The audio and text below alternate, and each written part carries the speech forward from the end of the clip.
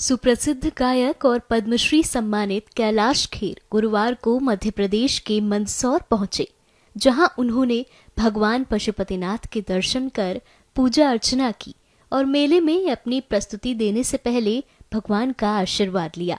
इस बीच पशुपतिनाथ के दर्शन के बाद कैलाश खेर ने क्या कुछ कहा, सुनिए।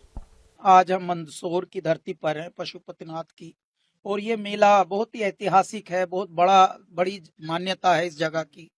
और यहाँ के प्रशासन से लेकर यहाँ के ऑफिसर्स, नगर पालिका अध्यक्ष और मेला समिति, सभी लोग बहुत ही उत्सुक थे, चाहते थे कि कैलासा आए और कैलाश खेर और उनके कैलासा बैंड की प्रस्तुति यहाँ हो।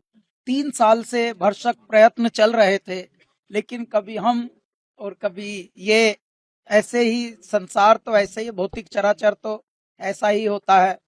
मनुष्य तो प्रयत्न करता है, लेकिन परमात्मा के हाथ होती है सब बात। तो सदा वही होकर रहता जो परम पिता चाहता है, और भक्तों के प्रभु दुख हरने को सबके घर जाता है।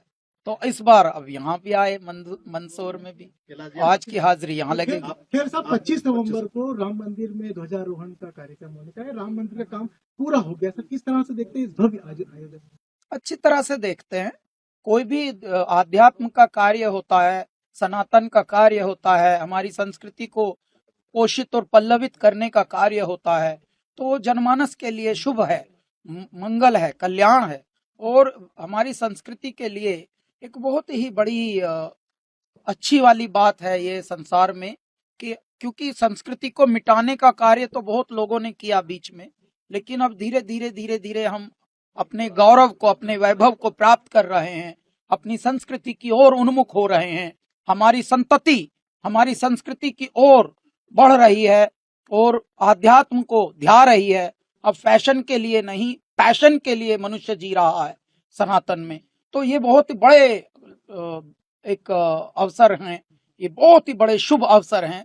इनको महोत्सव की तरह लिया जाए। हमारे यहाँ तो जीवन ही महोत्सव है।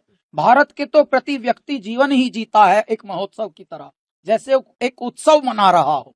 सुबह से शाम तक कोई पेमेंट आए ना आए, फिर भी हंसता हुआ इंसान दिखता है भारत में।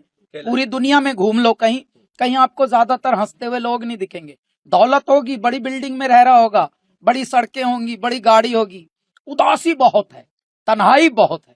भारत कुछ हो ना हो जेब में, कुछ हो ना हो पल्ले में, लेकिन ऐसा हंसेगा जैसे हो लड्डू बट रहे हो मोहल्ले में।